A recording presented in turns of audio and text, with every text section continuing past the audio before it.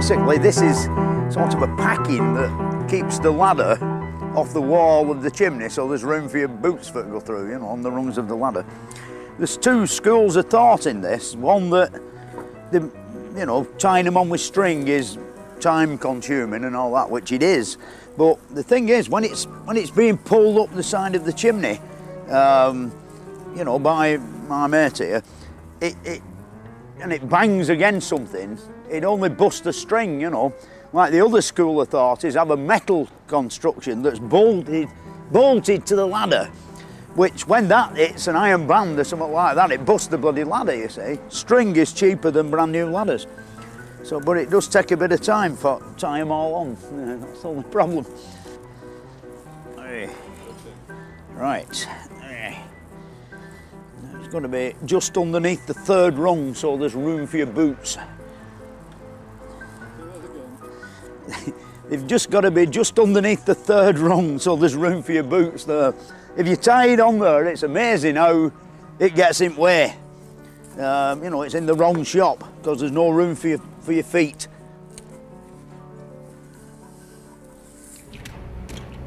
Yeah, basically that piece of wood is just to put there to hold the ladder off the wall. Here we are drilling the first hole in you know, which there is an hole actually there that's just been pointed up, to knocking the first dog, which will be the holdfast at the base of the first ladder, as you might say. Then goes the plugwood, which, as you can see, it don't go in very far, you know, but it's quite far enough, you know, it's quite safe. And that's what's termed as a dog. Then I'm going to knocking in now. And the next stage is to the piece of rope. It's called a lashing, and it's a piece of rope about 5 foot long with a loop spliced on one end, as you can see. The next stage is to prop up a ladder and climb up it as though you were going up to clean the bedroom window. And then about 5 feet from the top of that ladder, you drill another hole, but in our case the hole's already there. You drill another hole as plumb and straight above the one below as you can get it, and insert another piece of plugwood and another dog.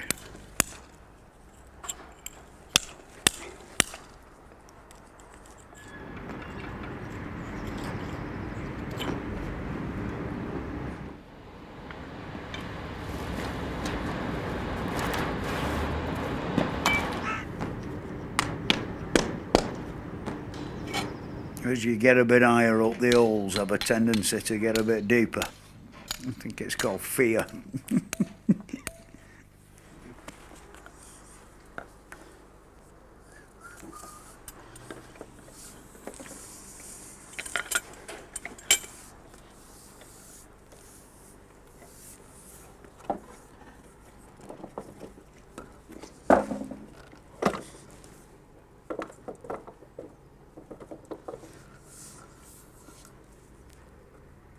Here you see the first ladder is in position, and I'm about to tie it onto the bottom dog, or the bottom holdfast,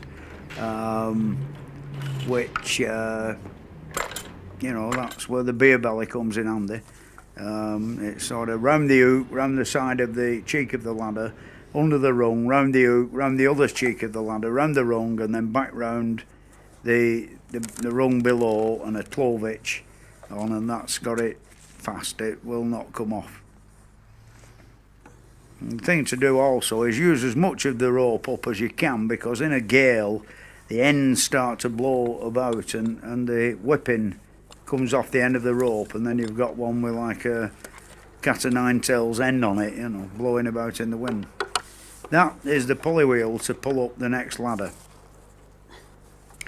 Here the next operation is to tie the ladder to the top dog, or the top holdfast that you've just knocked in, without tying it to the haulage rope, you know, because you sometimes, if you're not paying attention or you're trying to talk to somebody who's mithering you on the floor, you end up lapping it round. You see how easy it would be to lap it round the haulage rope.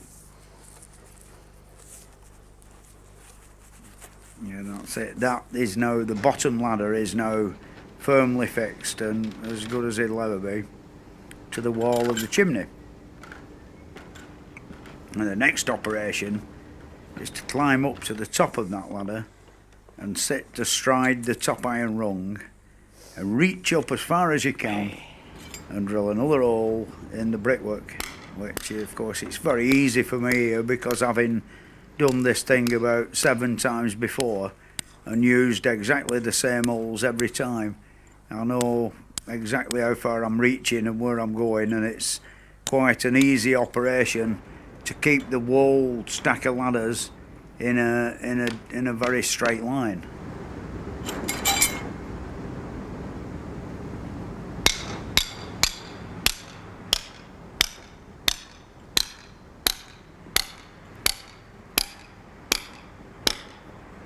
If you're putting them up and you wander towards one side, when you're putting the staging up at the top and you've got one ladder that's maybe 2 foot gone a bit sideways and say the other one's gone the other way, it looks rather an erratic effort at the top. You know, everything's out of line and out of square. Now we've drilled the hole approximately 5 feet above the top of the bottom ladder and hooked on the pulley wheel. Now this is where the tricky bit comes in. The second ladder is tied on approximately 9 rungs from the top, which is about midway. And of course when it's being pulled up by the labourer or the man down below, we lose more or less half a ladder of a lap, which you'll see the reason for this shortly. The thing is, as that ladder comes up, or the second ladder comes up, on the bottom rung of it there are 2 lashings, one of which I'm using now to tie the bottom rung to the nearest corresponding rung of the ladder that's stuck to the wall. I've got the other lashing round my neck, and the 2 steeplejack hooks which have come up with it are stuck in my belt. Now that's a secondary sort of safety precaution, the one with just a clovitch round the side, just in case that hook there that I've got my hand on, or the one that the pulley's on, if that happened to come out, I'd still be in with a chance. You know, the ladder would still be connected with 2 hooks to the bottom one. As you can see, it's slightly precarious there how it shakes about, but once you've lashed it to that top hook, which is 5 foot above the bottom ladder, you've only got about 6 rungs above that are standing in free space, or what you might call unconnected to the chimney.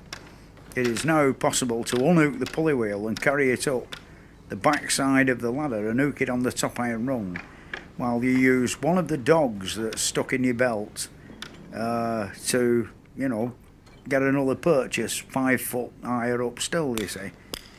Once you've drilled that hole and put the dog in, you can lift up the pulley wheel onto the dog, which of course one end of the rope is still attached to the ladder that you were sat on. And then you'll see in a minute where when I come down and untie that ladder, my man at the bottom pulls and up goes the whole 21 pins of the ladder onto the top of the bottom ladder, which sounds unbelievably complicated, but it is quite a simple operation really. In fact, it's so simple you can do on a good chimney on a good day where it isn't windy and you don't manage to thump the hell out your hand with the hammer. Like, you know, I mean, if you miss with the hammer, it's rather painful. There goes the pulley wheel down the ladder. Untie the lashing at the top that's holding the top of the ladder. Now it all comes loose and flops about in the wind. That's the dodgy bit when it's very windy and you're 3/4 of the way up and the wind's trying to snap the ladder off sideways. It's quite exciting. And there's the secondary lashing on the side, and then finally the one at the bottom. When you've released it at the bottom, it's at the mercy of the man on the floor and the wind. Sometimes it's rather awkward when it's very windy and the ladders start twisting round the rope, you know, that's pulling the thing up. Now it's now in the right position for fixing onto the onto the sockets at the bottom, and of course you see how close to the top hoop that you know, it's being held against the wall by the man on the floor. Very important that the man on the floor is you've got his whole concentration all the time, you know. That's why it's better using an older man than a younger man who has a tendency to wander off looking at ladies' skirts and things like that. Because if he disappears, you fall off.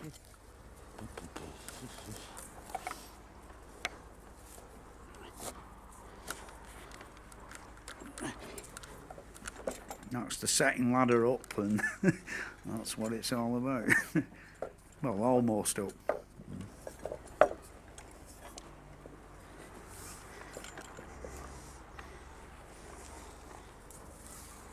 This method of laddering factory chimneys is quite a recent sort of invention, you know, like 1870s period. A bit before then, they actually flew kites to get string across the tops of chimneys, you know, a right weird situation. I think when they were, you know, the beginning of the Industrial Revolution, when they started to erect chimney stacks, nobody gave it a great deal of thought as to how they were going to get up there to repair the things, because of course they were all built from the inside, more or less right from the beginning of building fairly large ones to building the really monstrous things that there are today at power stations. Like the early ones, you know, 1820s, were only like 60 and 50 feet high. And of course, you know, they could build them with a conventional scaffold round the outside, because they were of no great girth, you know. To circumnavigate the wall of that chimney, which might be 60 odd feet circumference, with scaffolding is going to cost a heck of a lot of money, you know. That's why I think steeplejacks have still still earn a crust of bread, you know. It is one of the good and reliable ways of getting up there, you know.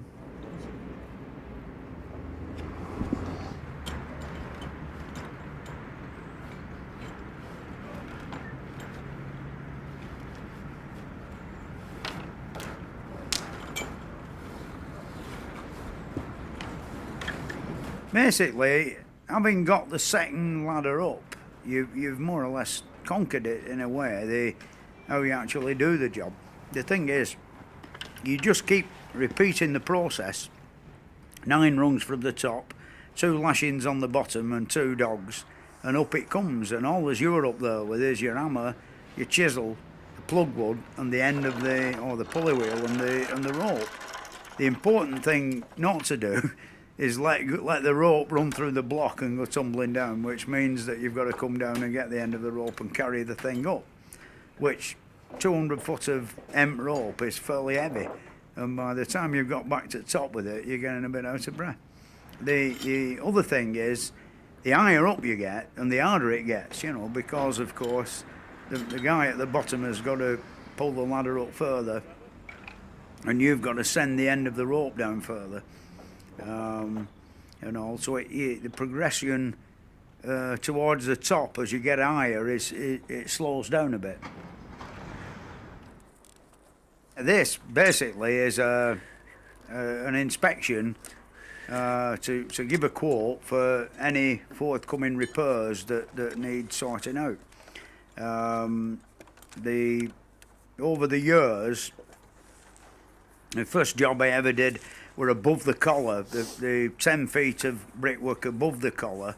I put some new iron bands round and pointed it all, and a new lightning conductor rod. Then on subsequent visits, I pointed all the panel work round the top 30 feet. And now from the sailing course below that to below the green and white banded area of tile bricks, it's badly in need of pointing, so I'm going to give them an estimate to do that.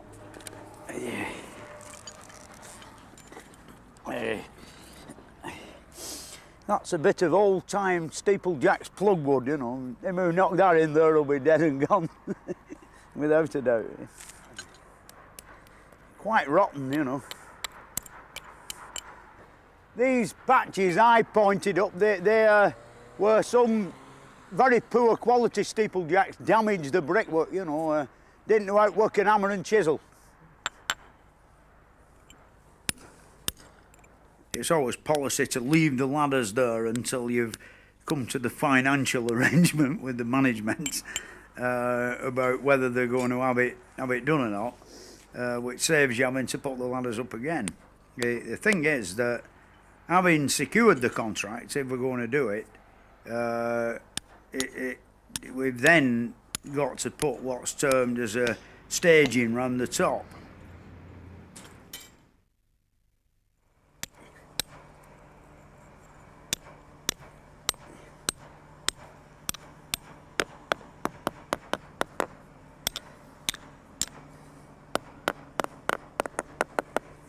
You hear it how it's addled hollow, you know. It's a shame, really.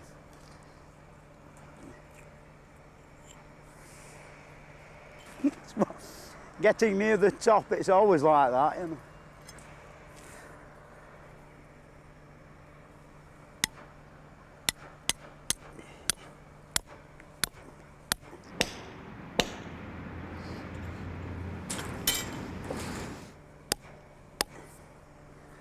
I think this time a few iron bands might be called for, you know, to screw it together a bit.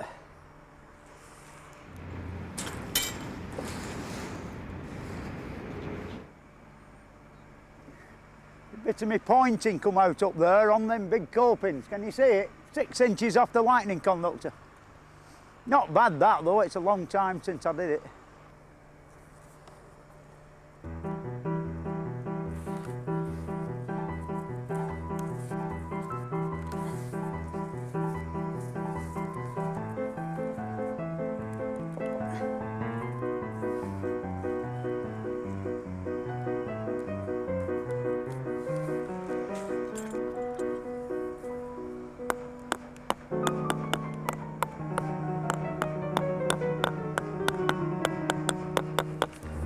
Some of them are loose. it's a trifle huddled around that area. I don't think the full 9-inch headers, they're only halves, you know. Well, an header is a brick on end, like that should be. But I don't think it is. They wouldn't sound as holler if it were a full 9-inch brick going in. It's only half of one, I think. I'm only surmising.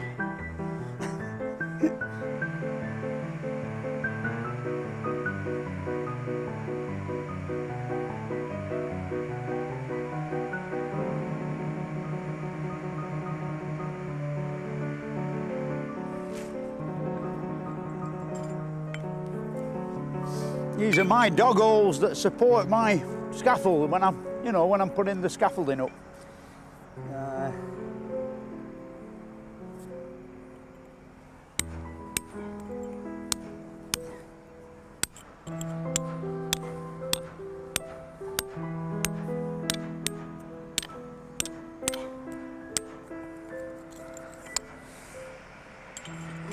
When you sat on top of there like king of the castle, the view used to be quite interesting in this area. There were numerous collieries, the last of which disappeared a few months ago, and lots of mill chimneys, and I think you can see about 4 left now out of all of them, out of dozens and dozens. Not very far away there's the parish church of Atherton, which has got a distinct list on it through the mining subsidence.